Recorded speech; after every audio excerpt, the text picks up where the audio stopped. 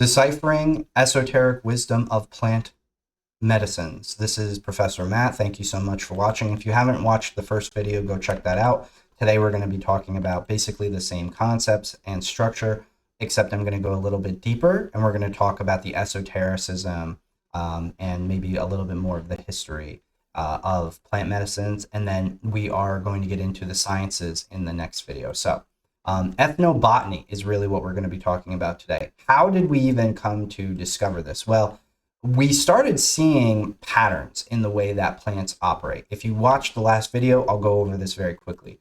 The pineal gland within our minds opens and closes like a flower.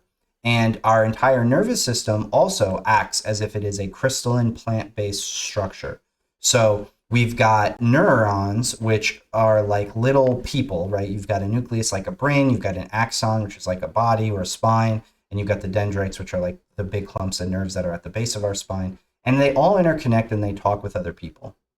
In fact, it's like a form of sexual alchemy, because a lot of the time the lower part and the upper part have to connect, or the lower parts with the other lower parts, or the upper parts with the upper parts. It's like they kiss and they have sex with each other. And that is how we have divine unity of consciousness within our minds. It's the divine alchemy, so to speak. So, but here's the thing about synapses and neurons. Neurons are very interesting. They have what's called dendrites.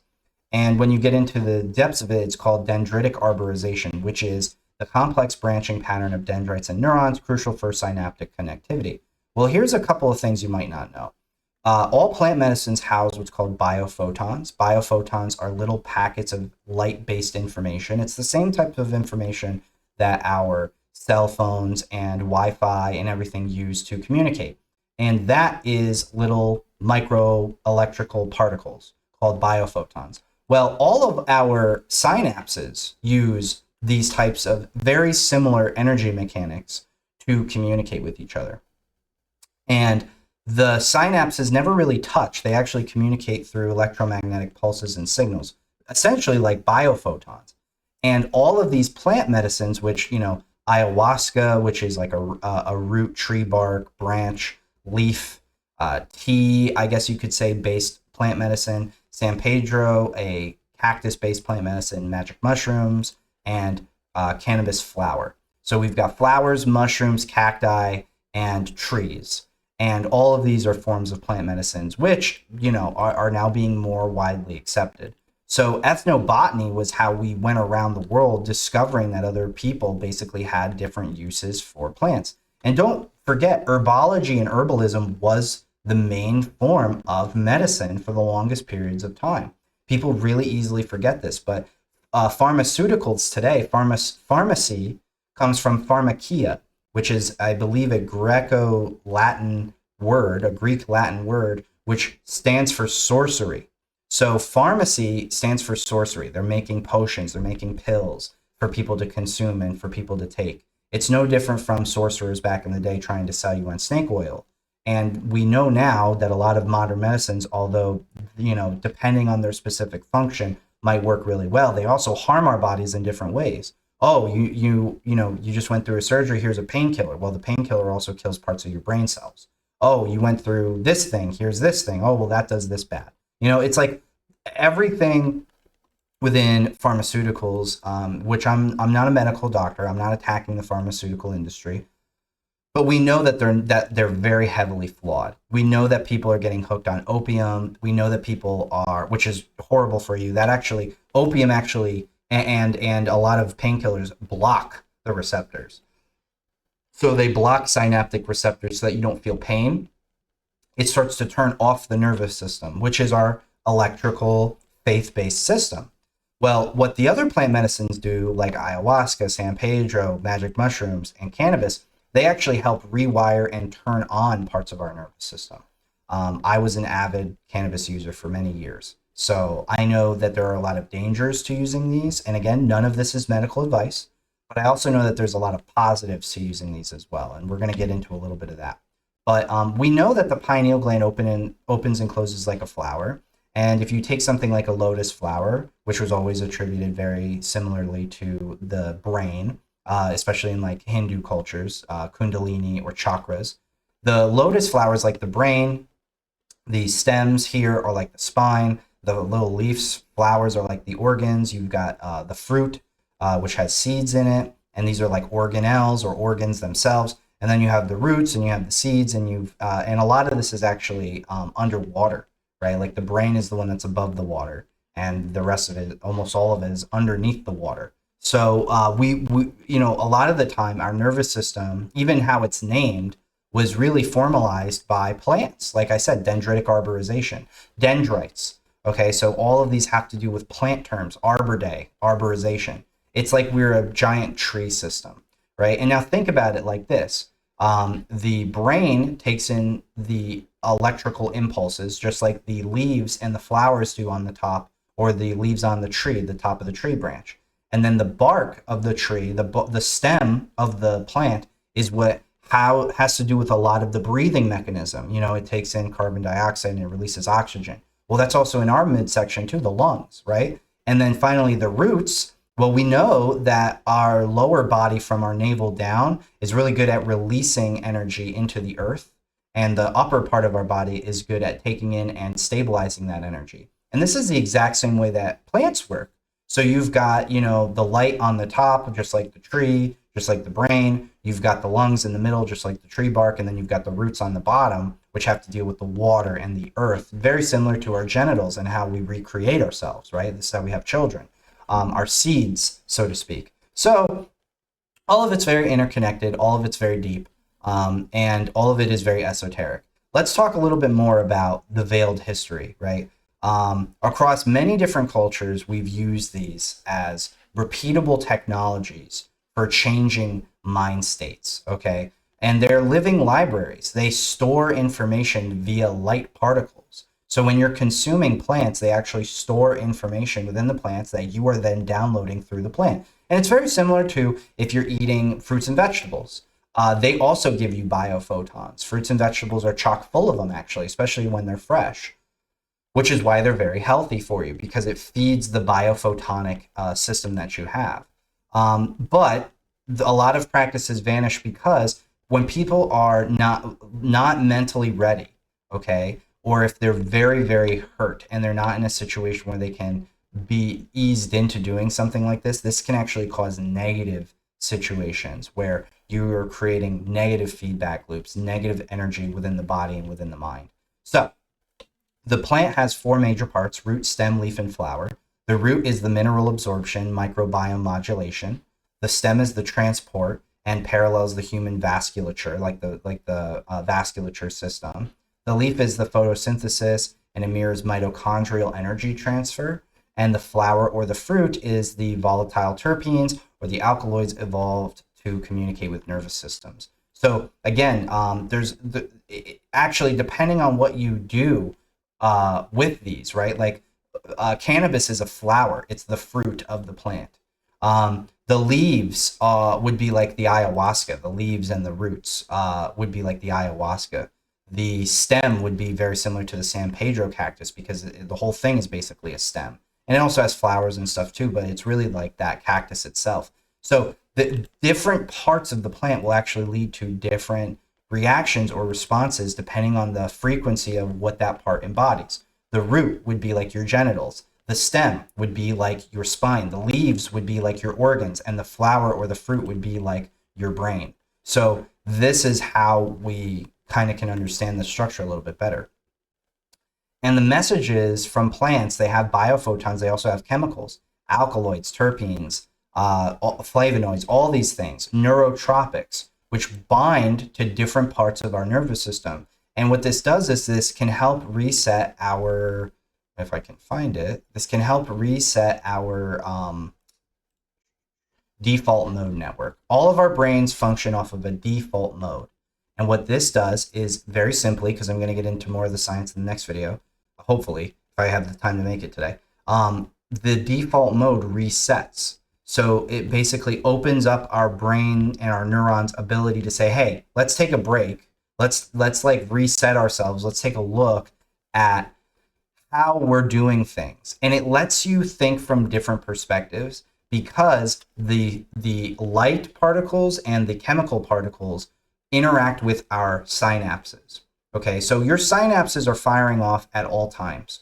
while you're listening to me now, while you're doing other activities, whatever, every single thing that you do, even sleeping, will fire off all of your synapses so that it does quantum flux. Basically, they're moving energy all throughout the brain, and it's going back and forth because the more that it goes back and forth, the more it strengthens. This is why reinforcing habits just get stronger and stronger and stronger as you reinforce them. And it also works for bad habits and weak habits as well.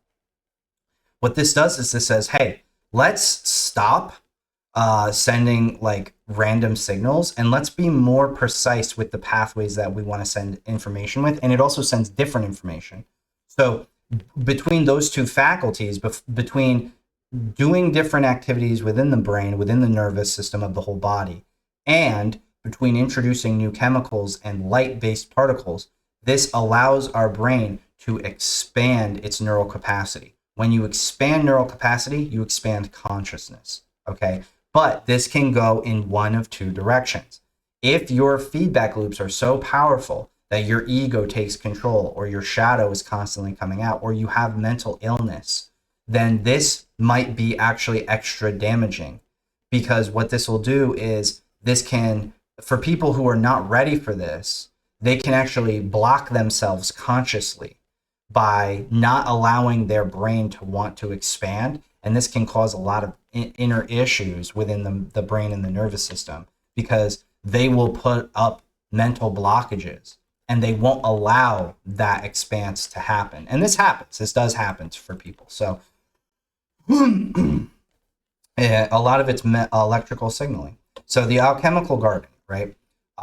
Mechanisms behind purification and vision. 3 real levers of transformation. One is it loosens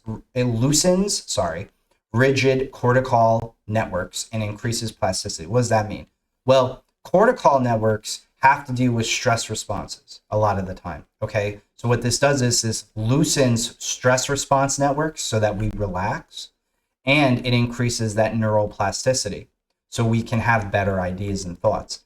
Now, endocannabinoid modulation is specifically for cannabis, but this helps tune your memory, appetite, and stress responses. So we have a system called the endocannabinoid system.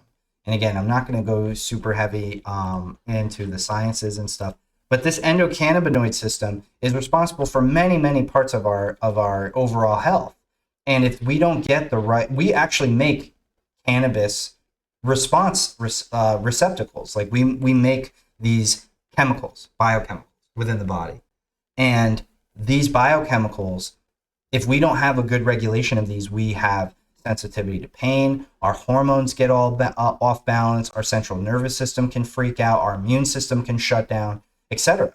So in fact, if you have problems with any of these issues, this is why cannabis is such a powerful plant. And it should not be something that is abused. You have to recognize and understand that these are living things. These plants, even if they're dead and they're already rolled up in a joint for you to smoke, they're living things and they have energy.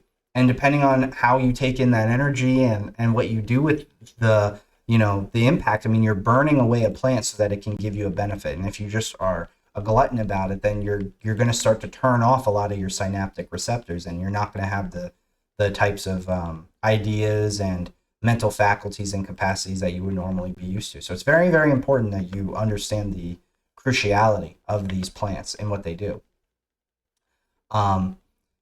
Diuretic effects, they remove toxins. Okay, so again, these can help open up neural pathways that may have been deactivated, and a lot of the times when neural pathways are deactivated, they start to house bad crap because your body's got to put it somewhere. So if it's not being used, they're just going to start storing it there. Well, what this does is this will start branching out parts of the neurons so that they can start moving things in those parts of your body, which is why people oftentimes say that they have pain or stress reduction. Autonomic reset for the vagal tone, which is the vagus system, the nervous system of the body. So whole plant synergy beats single molecules. In many cases, the entourage effect, multiple compounds buffer side effects and broaden benefit.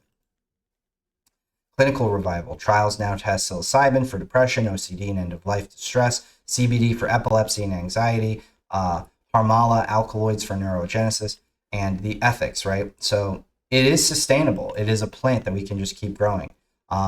It's not about, forcing people to do it. If people would prefer to do the pharmaceuticals, that's fine. But this is really about expanding the mind and the nervous system via doing these plants that awaken our sensory systems, right? Aromatics, color, taste, they directly affect the nervous system as well. So it's a whole thing. You just pop a pill, there is none of that. There's no aromatics, there's no color, there's no taste. It's just a pill. So again, we praise this modern medicine system, and again, I'm not a medical doctor, and this is not medical advice, but we're part of nature. We're not a part of this synthetic crap that we're creating. So this is really helping a lot more people as people learn and walk and grow. And then here's some of the science. I'm not going to go and rattle off about this. Here's really where I want to. This is really what I want to get into. Benefits when used responsibly: emotional processing, cognitive flexibility, trauma-informed insight, creativity, and meaning. Risks: anxiety and panic with poor set and setting, psychosis in vulnerable people, drug interactions if they're on SSRIs, which I don't advocate for, and heavy cannabis use has been linked with memory and executive impacts. Okay, let's take all the hats off. Let's be real right now. Let's just be honest. Here's the reality of what's really happening and how we can understand this information and utilize it better.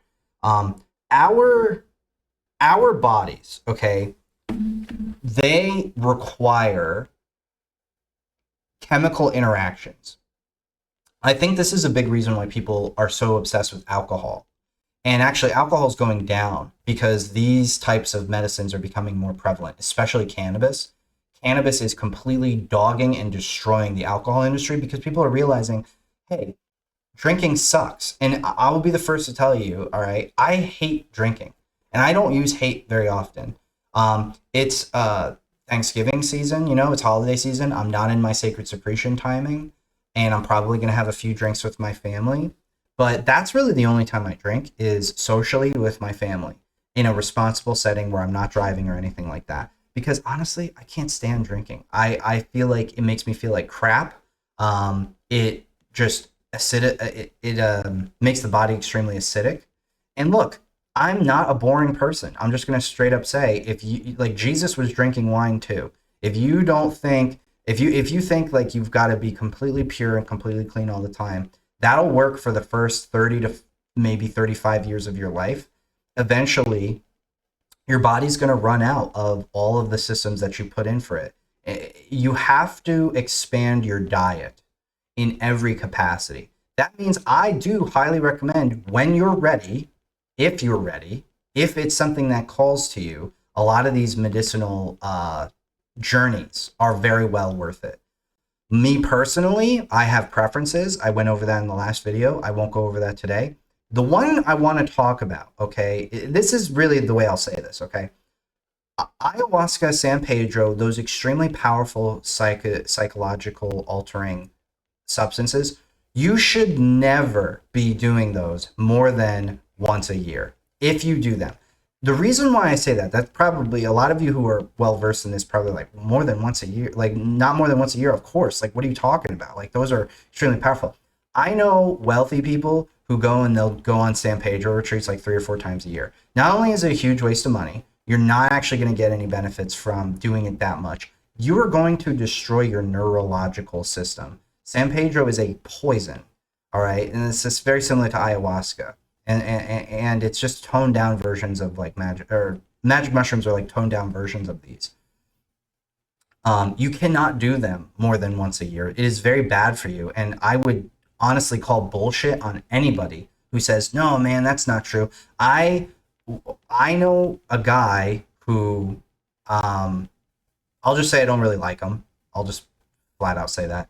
And he did a lot of the San Pedro mechanisms. He called himself a shaman, but I didn't consider him a shaman. I didn't consider him wise. I didn't consider him deep. He uses it like every day, and that's why. He's thin as a stick, smokes mupacho, smokes tobacco constantly, chain smokes it. Do I think he's a bad person? No. I don't think that this has benefited him anywhere close to as much as he thinks that it does. I met his wife. His wife doesn't do it. You know what I mean? It's like she's like, yeah, you know, I did mine and I'm all done with my journey. It's like that says something if the wife is saying that and the husband isn't, and the husband's doing it every day because he's got to stay in this state. It's like, okay, like now we've gone into the realm of you're a drug addict, and I'm just going to say that openly because you shouldn't be doing this that much. It's not good for you. Like sobriety is a drug in and of itself. And I'm going to repeat that one more time. Sobriety is a drug itself. It's a drug that when you're on other drugs, you don't like taking that drug. Sobriety reminds you of all the things that you're trying to run away from. Sobriety brings back all the negative emotions. That's necessary for healing. If you're just going to bombard yourself, you're living in a delusion. You're living in a dream because you want the dream, but you're not actually living. You know what I mean? Like you're not actually who you say or think you really are. And I find it very sad when people have to constantly go back to these substances multiple times a year. It just shows that there's no real growing. I will tell you, this is me personally, okay? I've done a lot of these a few times. At this stage in my spiritual journey, if I ever were to partake, first of all, probably would not do ayahuasca or San Pedro again. I think that I got what I needed out of those, and I highly respect the medicine for what it is. And it's too powerful to a point where even if I'm in the deepest mode of meditation, I feel like I can achieve that through meditation itself. What these are supposed to do is help you, even though you're in a different altered state, it helps you create a form of muscle memory so you can automatically awaken your nervous system whenever necessary. And that's part of Kundalini. That's part of Nadon, Tao. It's part of all of these branching forms of esoteric spiritualism where you go inward. And these are to form the muscle memories. This is like, okay, think about it like this. Let's say you're a guy or a girl and you want to put on muscle and you want to lose fat. So you start going to the gym, but the gym's just not doing it for you. You know, the gym is like meditation, prayer, all the normal things that you're supposed to do while sober. Let's say it's not doing anything for you. You're not losing any weight. You're not putting on any muscle and you're really trying. Well, then your friend says, hey, I've got this protein powder. I've got this liquid. I forgot what the liquid is called. There's some liquid. I've taken it before. It's really good. It helps you like cut fat off of your body if your body has stubborn fat. And I can't remember what it's called. Anyway, let's say you start using these as assistants, right, to in your whole process. Then you finally start to lose some fat and you start to put on some muscle and your body starts to get to the point of where you want it to be. Okay, now let's say you've stopped going to the gym. Okay, you're not going as much now, but you're still taking the protein powder. You're still taking the cutting liquid. You're still taking all the supplements and maybe you're even taking some hormones in order to help stabilize yourself. But you're not doing the actual active work of going to the gym and working out. What happens is your body is going to start over processing things. It's going to start storing things. You're not doing the regular work that's necessary in order to get the results that you want. And it's just going to start to damage. Like you're going to do the protein powder and you're going to start bulking. You're going to take the cutting liquid and it's going to start harming your kidneys because you're not sweating enough. There's going to be a lot of negative impacts because you're not doing the basic work that's necessary to keep the other stuff doing what it's supposed to be doing. And you're not sustaining your body. You're just trying to find cheap alternatives. That's what ends up happening with a lot of this stuff. And that's how I feel about ayahuasca, San Pedro, magic mushrooms. I think a lot of people abuse these. These are supposed to be done, like magic mushrooms you should probably do maybe like at most once or twice a year. You should not be doing them every other weekend. Cannabis, okay? I talked about the other three. Cannabis is in a different category. Cannabis is very different. First and foremost, if you're older, if you're like 65 plus, I don't think you need to give a shit if you're smoking weed every day, okay? And the reason I say that is because you're already at the point of cognitive decline. You're already at a point where your body is starting to break down anyway.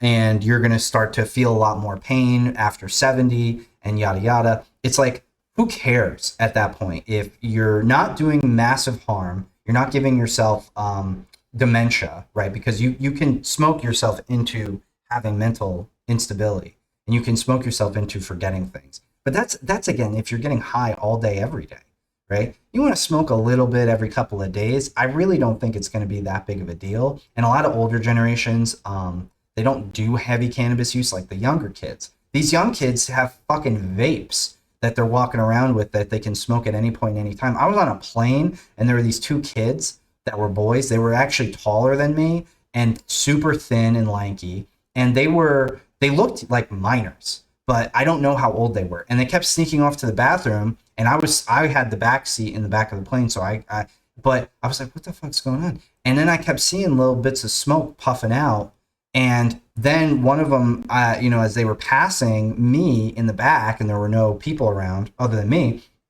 the one kid passed the vape to the other kid, and we're on a plane, which that's illegal. You can't even do that. So I'm like, you're smoking weed on the freaking plane. Like, that's how bad this vaping stuff has gotten, where they somehow snuck it onto the plane and we're vaping like cannabis oil on the plane. It was crazy. At least to me, it was crazy. I've done crazier shit back in the day, when I was young, but still, I thought that was kind of insane that these two kids were so bold about it. So the whole point is this: drink responsibly, as they say, consume responsibly, and understand that a lot of these are not supposed to be like, oh, okay, well, the old standard was you would get drunk every weekend, so we're going to drink alcohol and get drunk every weekend through the 80s and 90s and 2000s. But now it's the 2010s, it's the 2020s, and now all the plant medicines are really cool, so we're going to do that every other weekend instead, because alcohol is like not cool anymore. That's not what the fuck this is for. And I know a lot of people who are around 50 who treat it as such. And honestly, like, if you're one of those people, I'm sorry, I'm not trying to insult you or anything, but like, don't do that. You've got so much, like, this is why the whole world is in a shit show right now. It's because you've got the older generations hoarding wealth, and then the generation that is between me and the boomers, the Gen X, they're waiting for a lot of them are waiting for the money to fall out of the sky with their parents or even their grandparents, or just people in their family that still have to pass away and leave money. We're in a stuck state.